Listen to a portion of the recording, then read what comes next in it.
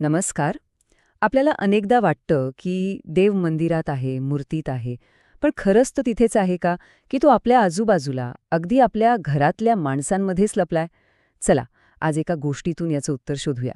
समर्थ रामदास स्वामी म्हणतात, मना सज्जना भक्तिपंथेची जावे, तरी श्रीहरी पाविजतो स्वभावे. जनी निंद्यते सर्व सोडूनी द्यावे, जनी वंद्यते सर्व भावे करावे. खरं तर हा फक्त एक श्लोक नाहीये, हे एक सूत्र आहे आनंदी जगण्याचं. आणि हे सूत्र आपल्याला माधवच्या गोष्टीतून अगदी सहज कळेल. तर ही गोष्ट आहे माधवची. माधव आपल्यासारखाच एक तरुण, खूप धार्मिक. त्याची सकाळ देवासमोर दिवा लावण्याने व्हायची आणि दिवसभर तो देवाचं नाव घ्यायचा. पण त्याच्या मनात मात्र एक विचित्र घालमेल सुरू होती. म्हणजे बघा, माधवचं आयुष्य ना दोन वेगवेगळ्या जगात चाललं होतं. एका जगात होती त्याची देवपूजा, त्याचे उपवास, सगळं अगदी काटेकोरपणे. पण त्याचं दुसरं जग होतं त्याच्या मनात, जे सतत दुसऱ्यांवर टीका करायचं. तो असा का वागतो, ती तशी का दिसते, सतत तुलना आणि मनात एक प्रकारचा तिरस्कार. आणि खरी समस्या इथेच होती. इतकी पूजा अर्चा करूनही त्याच्या मनाला शांतता मिळत नव्हती. कारण त्याचं मन भक्तीत कमी आणि लोकांचे दोष काढण्यातच जास्त गुंतलेलं होतं. अखेर या रोजच्या बेचैनीला कंटाळून माधवने एका ज्ञानी संतांकडे जायचं ठरवलं. त्याला वाटलं की कदाचित तेच त्याच्या मनातल्या या वादळावर काहीतरी उपाय सांगू शकतील. संतांना भेटल्यावर त्याने आपला मनात साठलेला प्रश्न विचारलाच. महाराज, मी इतकी भक्ती करतो, पण माझ्या मनाला शांती का नाही?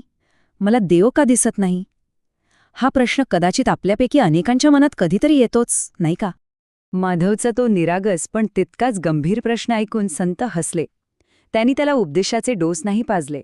उलट अगदी सोप्या शब्दात त्याला भक्तीचा खरा अर्थ समजावून सांगायला सुरुवात केली. संत म्हणाले, बाळा, खरी भक्ती म्हणजे फक्त देवळातल्या दगडाच्या मूर्तीसमोर डोकं टेकवणं नाही. खरी भक्ती म्हणजे तुझ्या आजूबाजूच्या माणसांपुढे नम्र होणं. माधवला हे ऐकून क्षणभर काही कळलंच नाही. आणि मग संतांनी त्याला पुढे सांगितलं की देव शोधायला मंदिरात जाण्याची गरजच नाही. तो तर स्वभावानेच भेटतो. तो मंदिरात कमी आणि आपल्या आसपासच्या माणसांमध्ये त्यांच्या चांगुलपणात जास्त सापडतो. संतांनी त्याला त्या श्लोकाचा अर्थ उलगडून दाखवला. ज्यांनी निंद्य ते सर्व सोडून द्यावे, म्हणजे लोकांची निंदा करणं, त्यांच्यात दोष शोधणं सोडून दे.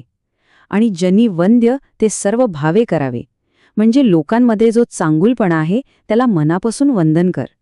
बस इतकंच आहे भक्तीचं सार. पण हे सगळं फक्त ऐकून कळणारं नव्हतं.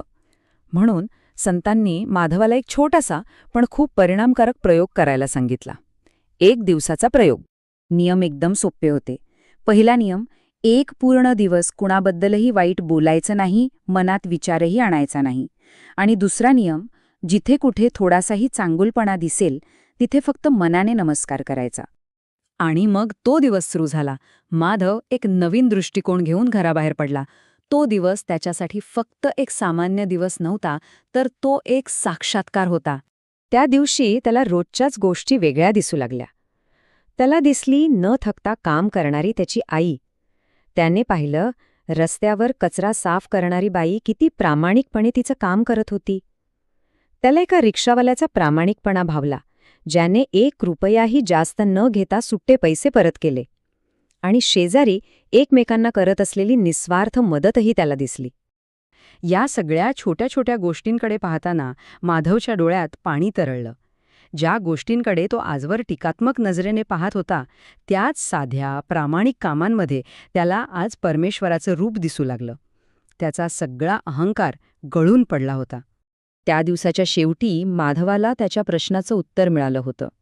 तो मनाशीच म्हणाला, आज मला श्रीहरी दिसला. तो देवळातल्या मूर्तीत नव्हता, तर तो कष्ट करणाऱ्या, प्रामाणिकपणे जगणाऱ्या माणसांच्या रूपात होता. खरंच, देव शोधायला कुठे दूर जायची गरज नाहीये. फक्त आपली पाहण्याची नजर बदलायला हवी, नाही का?